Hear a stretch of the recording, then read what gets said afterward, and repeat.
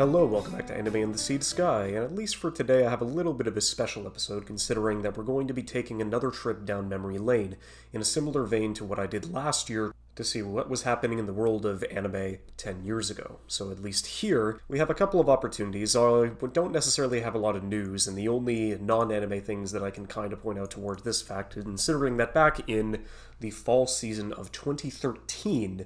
we ended up having a couple of things going simultaneously through this anime season, leading into one in particular, Game of Thrones having its infamous third season, basically skyrocketing it to it being one of the most talked about series that was currently airing at the time, and another modern classic that was going through and putting the final touches on its final season was going through with Breaking Bad, but then now leading solely focusing on animation. They were wanting to talk about a couple of North American premieres.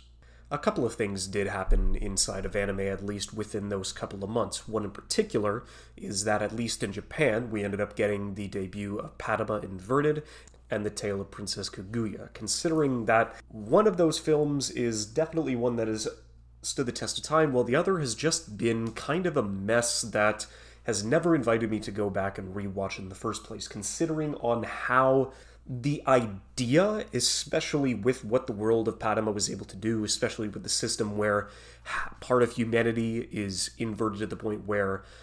up and down for them as their gravity has been reversed. And so what is essentially something as beautiful as, say, a night sky could be a terrifying endless abyss leading into somebody else. And how those two kinds of people interact, everything around that idea is solid. The production and the execution was fine. It's just the way that they were able to construct the story outside of that completely threw me for a loop. And at the end of the day, when they answered all the questions that needed to be answered, it still rubbed me the wrong way, to the point where it's just, how did we even get here, and was it even worth it in the end? But I think I'm just going through and going on a negative tangent. Besides that, we ended up getting, at least for us out in the West, the North American premiere of the Madoka Magica Rebellion film. And in the 2000s and then leading into the early 2010s, anime in Western cinema hadn't necessarily been given too much of a fair shake, considering that the only reason why Princess Kaguya ended up making it worldwide with haste was because, of course, it bared the Ghibli name. And leading forward with that, it would take a couple of years before they would legitimately go through. Anime would become more mainstream, more recognizable, and a more guaranteed hit for distributors to actually go through and take up the time inside of cinemas to, display any of those new films within a decent time frame. And honestly, it had been not necessarily a long while, considering that I had only been getting into the anime fandom not only 2 years prior, but the fact about how many people were legitimately going through and talking about this movie as it came out, where it was one of the first movies that I had seen that was so split inside of the fandom, where one thought it was a phenomenal reversal of any kind of the tropes and storytelling inside of what they were able to accomplish, and others thought it was a complete bastardization of everything that Madoka Magica stood for, and it was a completely pointless class grab that did nothing but stir up conversation and legitimately try to throw everything else that it was building under the bus. But, at the very least, it got people talking, and now next year, either next year or the year after in 2025, we're potentially going to be getting a sequel to that story that we thought Rebellion was able to go through, since Rebellion was a little bit open-ended on that vein. But it is definitely something that Gen Urobuchi and Akiyuki Shinbo weren't able to fully complete, even though that was something that was on their mind. Since, both of them were in the middle of having some of the most success that they'd had inside of their careers, and there would have been no real time for them to be able to find the opportunity to get back, work together, and finish this kind of unraveled mess that they had already tried to stitch together once, and, in my opinion, kind of failed miserably. But at the very least, it seems that we're going to be getting an answer to some of those questions at least 12 to 18 months from now. But besides that,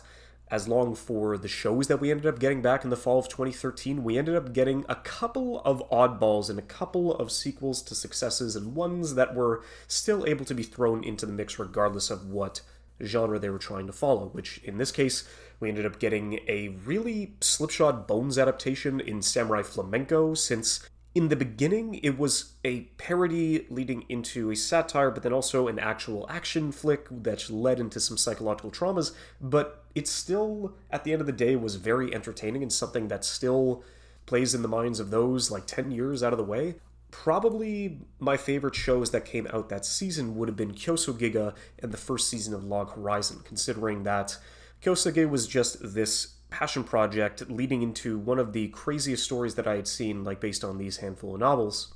which was completely original in its own right. But then you ended up also having Log Horizon, which was kind of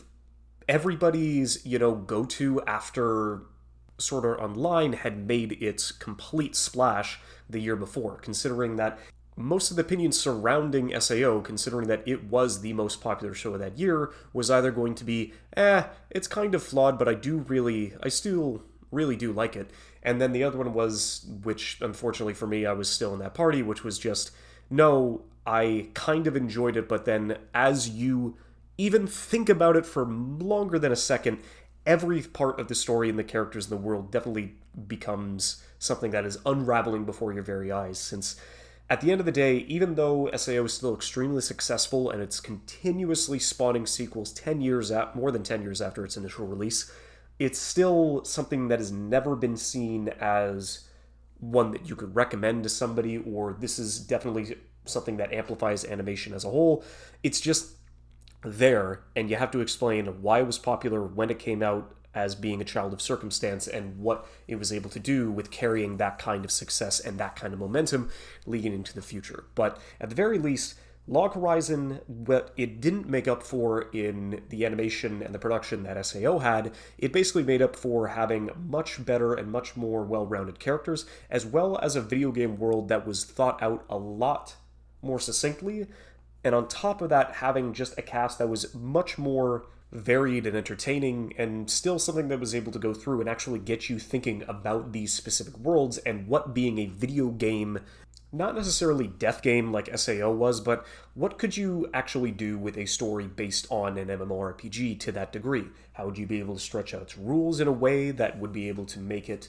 seem inescapable but still have something that's fair and balanced? Depending on who you would ask, for sure. But it was definitely kind of seeing, as those characters evolved, seeing like, hey, either if you liked SAO or you wanted something better than SAO, then Log Horizon was essentially the one that you would go be able to recommend and actually point somebody in the matter of, it's like, oh, well, you like playing video games and you liked MMOs in the vein of World of Warcraft, then yeah, just throw them in that direction. You also ended up getting one of the classic slice of life, cute girl shows like Naran Biori. You ended up getting a Toradora-esque romance in the form of Golden Time, which was kind of thrown into a fucking loop due to one specific ghost. Kyokai no Kanata was the most recent work coming out of Kyoto Animation, where it still knocked everybody's socks off with how well they were able to go through and animate the majority of the fights and the entire engagements as well as the conflict. But for better or worse, it was kind of left a little bit open-ended, which was able to go through and be resolved following a couple of movies a few years down the line. And sequel-wise, we ended up getting the second half of Magi, The Kingdom of Magic, which to me was the first real shonen world that I ended up getting involved into when I was getting into anime.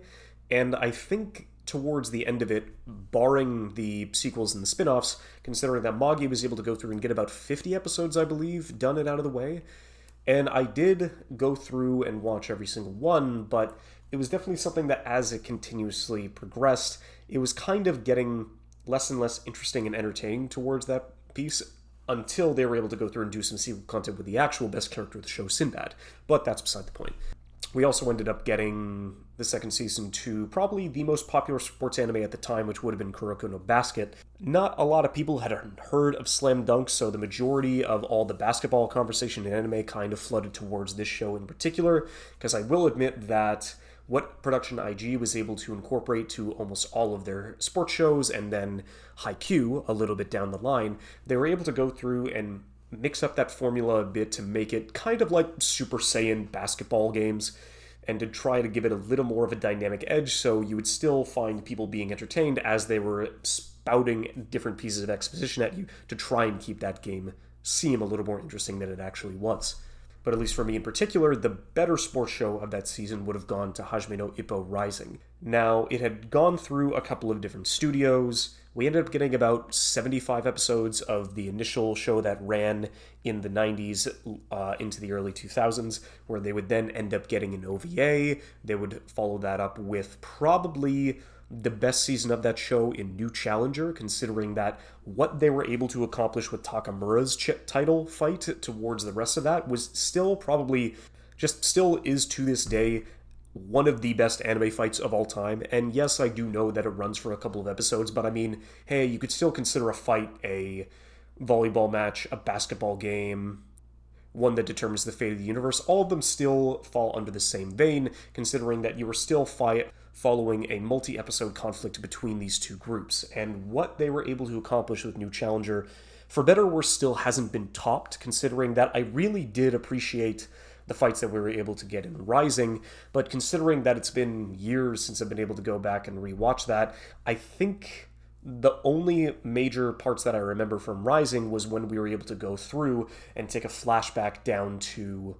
Kamokawa's past, especially within an occupied Japan, and how he was able to go through and learn not necessarily the fine points of boxing, especially with what his training regimen was, but seeing where his inspiration came from and how they were able to go through and bring that towards the future. It was still probably the thing that is the most memorable to this day about that specific season, which I believe was 25 episodes, and leading in towards the rest of that. It's been a while since I've gotten back into the Ippo manga, considering that the majority of those fights still continuously go through and have the opportunity to shock you even to that point. But considering that it's been more than 10 years now, I highly doubt to see any other future seasons that are going to be coming out of this show, which is a definite tragedy. Now, at least for the show today that I wanted to talk about, this one was definitely an interesting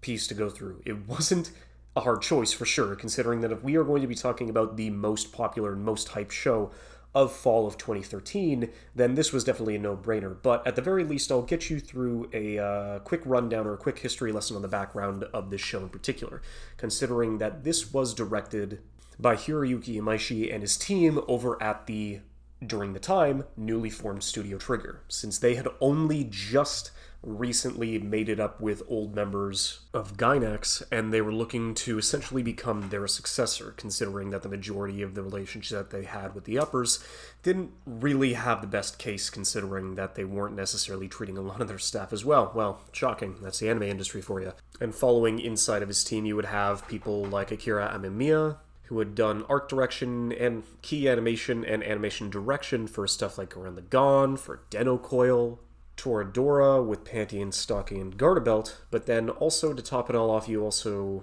had Hiroshi Kobayashi, considering that he, with his same deal, had a lot of good key animation experience, and leading into the project, he had recently come off of storyboarding on Kyoso Giga, Tiger and Bunny, and Yozakura Quartet. But probably the two biggest pieces, considering that you had another one of the Gainax veterans, Yo Yoshinari, come through, since he had been doing key animation since, and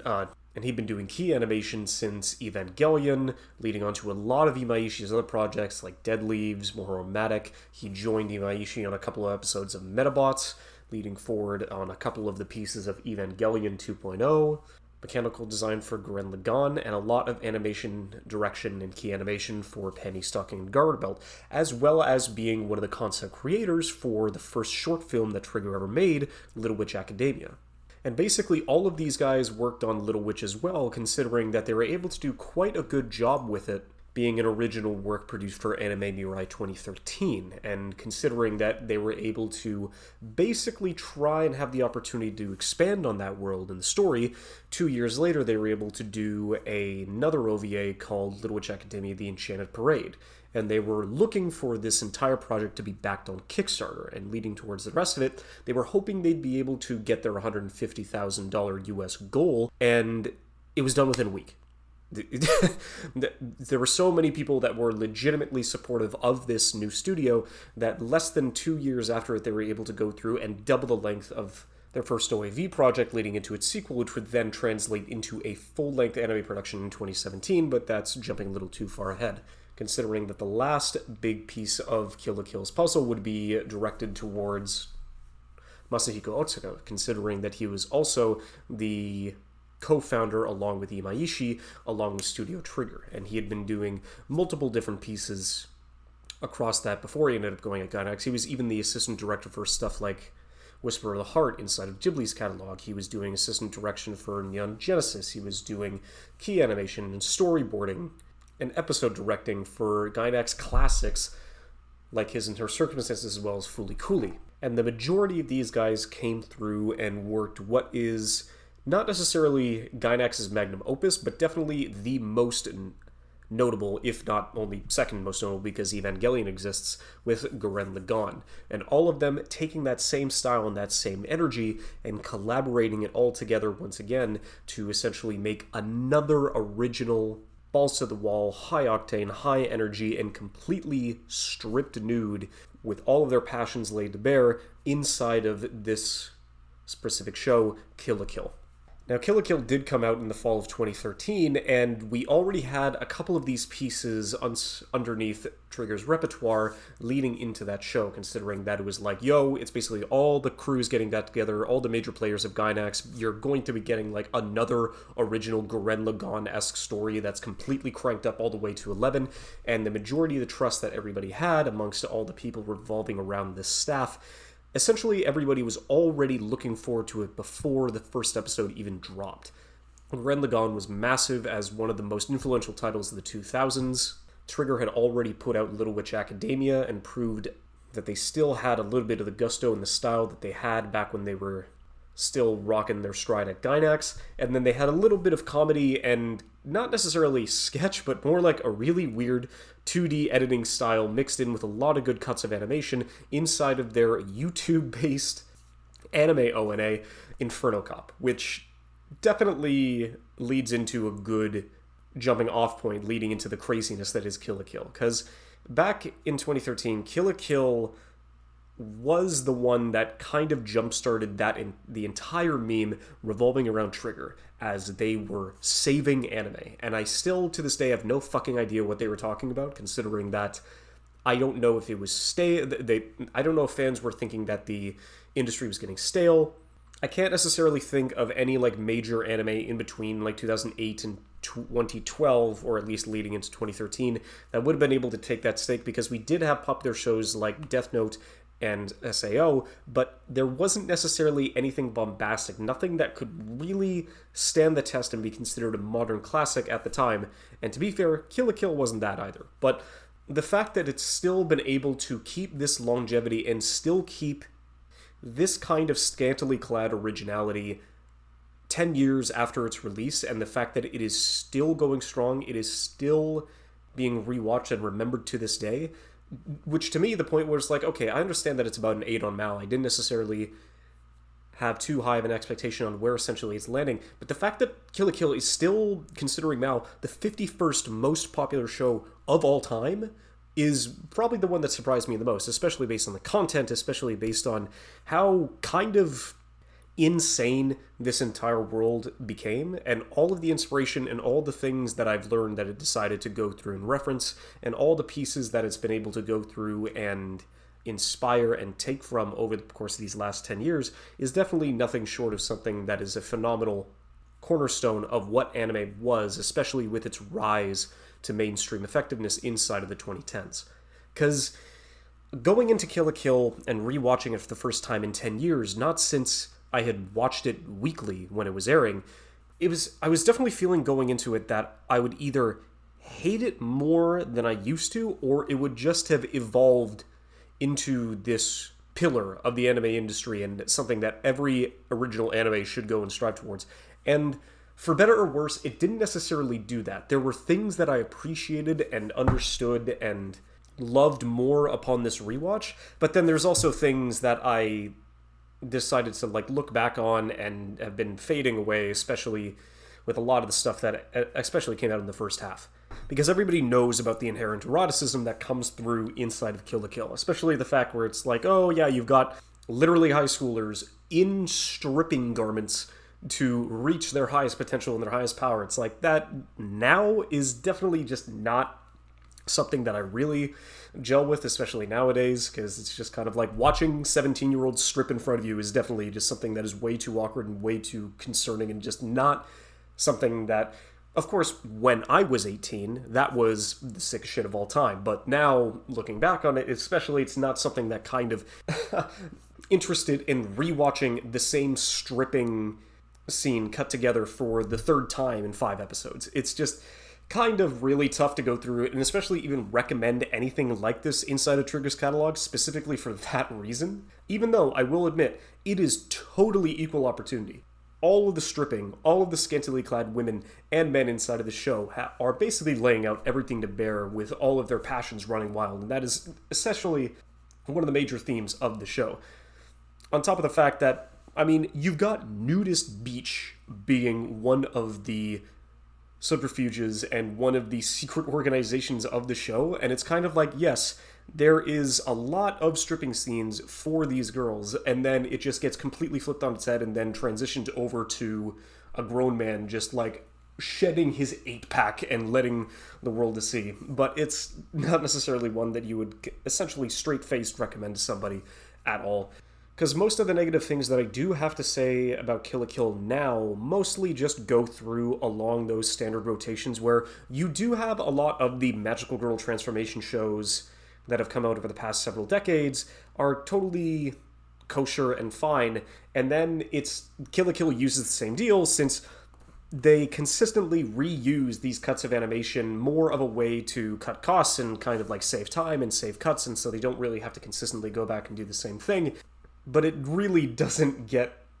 better as it goes along. In fact, it's just kind of like, okay, well, we're just going to be watching this again. Especially considering how repetitive it is inside of that first half of the show. But what it goes through and kind of soils in that aspect,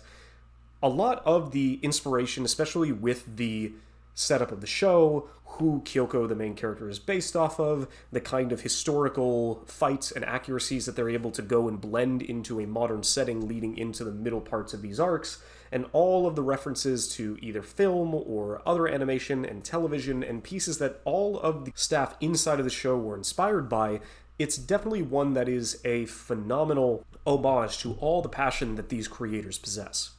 Everything related around Imaishi, and especially with what he was able to build out of this along with his team, was something that wasn't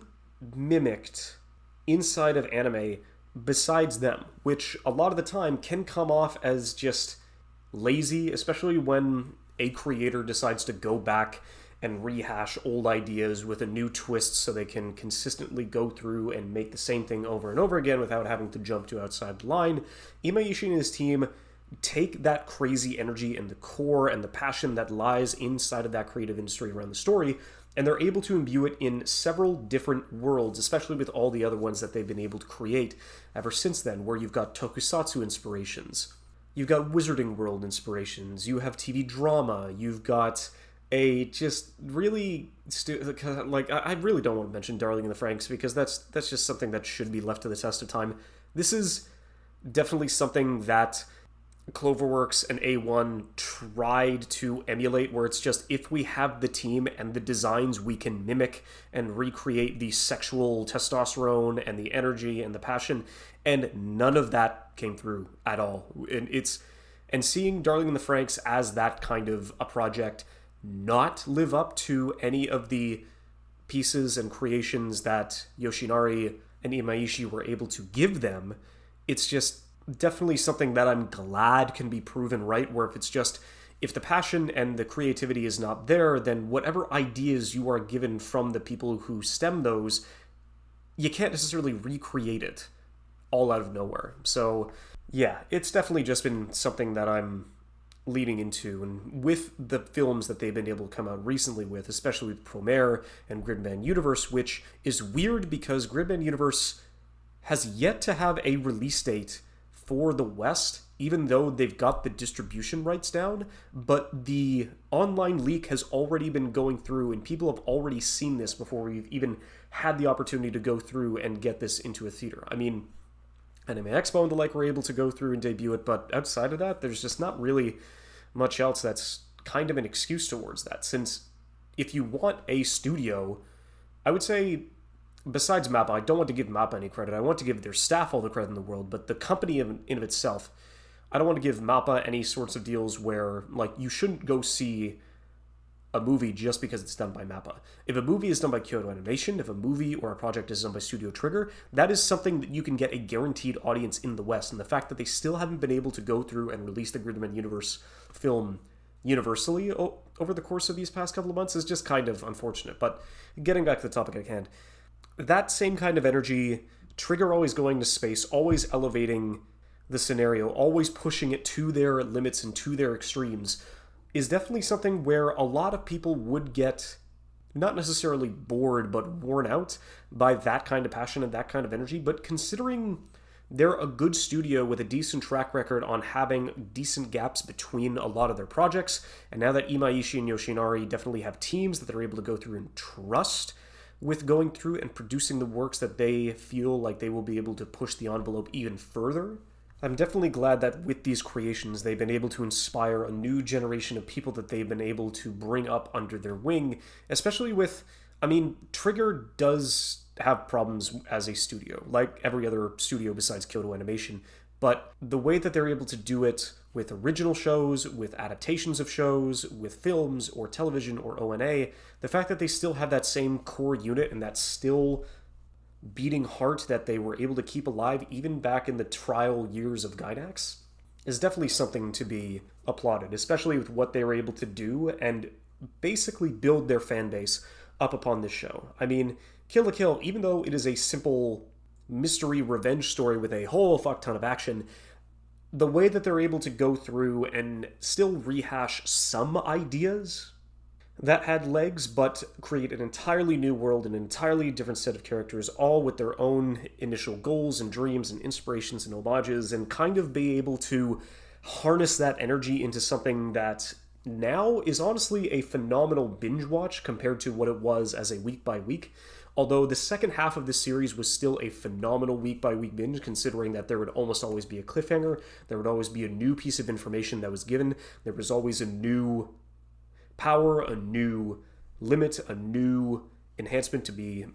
tested out and brought into the field. And kind of with, I can understand Nui a bit more, not because she's a crazy psycho bitch, but what Nui was inside of that world, especially when at the time people were like, oh, Nui, she's just so boring and bland, and they're being really lazy with her because they're using literally After Effects to animate some of the things, because they're literally just taking a 2D image and spinning it like a top. It's like they're so fucking boring. But in that case, she is such a chaotic, fourth wall breaking monster that she can cut through panels, she can cut across time, she can cut through the opening and endings, she can essentially put herself at any point inside of the world and interact with things that shouldn't be able to be interacted with. She can interact with title cards, she can interact with the music, she can literally, probably like the most chaotic idea that I could think of is that you have two characters spread across ample distance. You get a shot reverse shot cutting the frame in half with a close-up of Nui's face and then a close-up of Satsuki's face. And then even though in reality they're hundreds of meters apart from each other, that Nui can just reach her hand across the frame and caress Satsuki's cheek like she's literally right next to her, is just that kind of chaotic energy and that kind of creativity inside of a character was something that was completely went over my head, like when I was watching it the first time. So yes, there are a lot of quote-unquote lazy cuts in animation, but it's mostly the effect that Nui has as an antagonist inside of this show, and everything that happens inside the second half, because that's probably the two major things that I can dock this, is that it is too ridiculously horny for its own good. Like, I guess not necessarily horny, because there are some dudes that are normally horny, especially with looking at Ryuko in the beginning of the title, because she's basically just wearing a stripper outfit. But as the characters themselves get more comfortable and going along, it just becomes something that's an afterthought. But then also with how kind of Monster of the Week repetitive and Fight of the Week that you sort of get, say, like a Tokusatsu series, the first half of the show doesn't necessarily get its wheels turning quick enough. But once we finally have the opportunity to get the answers that we're looking for, and then it only gets swatted away by a new set of antagonists that have always been lurking in the background, the second half of Kill la Kill is definitely one that I always look back on having like a phenomenal ending, as well as most Trigger and Gainax works do, an elevated sense of scale and stakes and what they're able to accomplish, as well as the events that are going to potentially bring an end to the universe as we know it. But honestly, I'm glad they were able to pull it off. I'm glad that this is definitely be one of their major works that has pushed themselves to one of the higher points of the anime industry, where I can guarantee you that anything that this team puts out, I will be first in line to go in and give it a try myself. Cheers, have a good one.